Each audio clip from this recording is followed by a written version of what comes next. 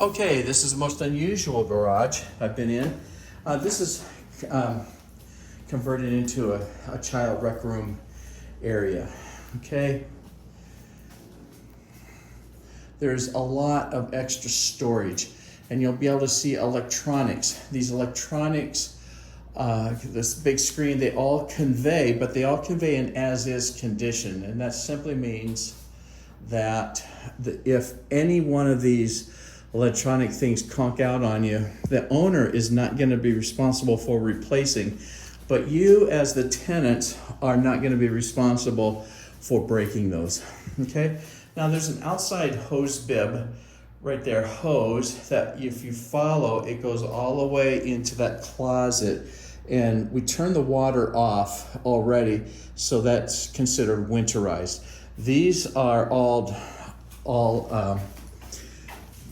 there's storage shelves. The previous owners wanted to utilize the garage as much as they possibly can for everything under the sky except for cars. So you've got just a ton of great storage.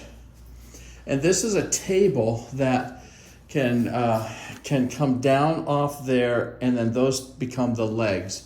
So you can use that. This is all the gas lines. The gas is running for the house right here. Anytime the thing it runs parallel to the line, that means there's gas that's flowing. The door has been disabled, so don't try to even use your clicker, because it's not going to work, because you see right here it's tied like this. So if the tenants want to reconvert this back to a garage, they're going to be we'll give you permission, except that we want to make sure that a representative from property management is here to monitor and to make sure that it's done correctly. See, we have a garage door opener here. There's a fan. There's things you can hang off. There's even an air gauge here that you can fill your car up, or your bicycle tire. How about that? This is an extra freezer that's in as-is condition. And that's a little extra refrigerator, which is in as-is condition.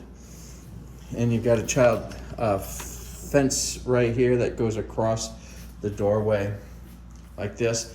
Let me tell you about this. This is an electrical box. This is a breaker box. So if there's anything funky that's going on in the house, electrically speaking, you can run down here and take this main turn off and take it and turn it left. Pull it left, all the way to the left, so it says off. That shuts down the whole electricity for this particular unit, okay?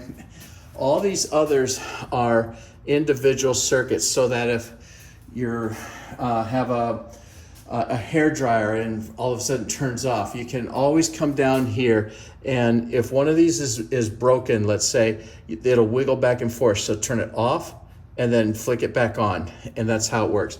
These flick off to the left and turn back on to the right, like that. So if a breaker is popped, it'll wiggle back and forth. So turn it off and then on. The two that are off right now are the garage. So that again is a checks and balances system. So there's no electricity being fed to the garage door opener at this point. Okay, all right.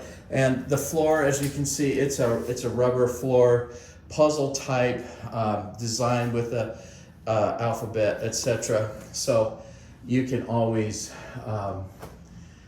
take that up and drive your car in here if you'd like.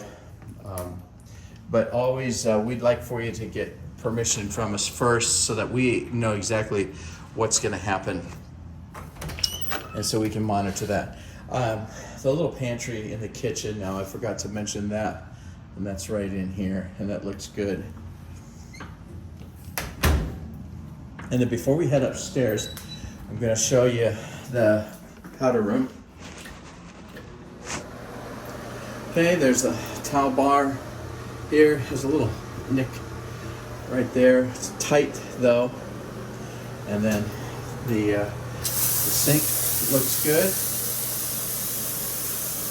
The floor continues on from the kitchen, so that's a good shape. The toilet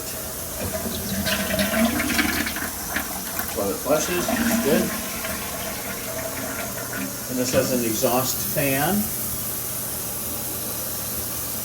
And a couple of lights, that's good. A couple of little storage things. The space is used in here just very well. I did feel the hot water coming out of that sink also. Okay, let's turn off the video now and let's go upstairs to the bedroom level.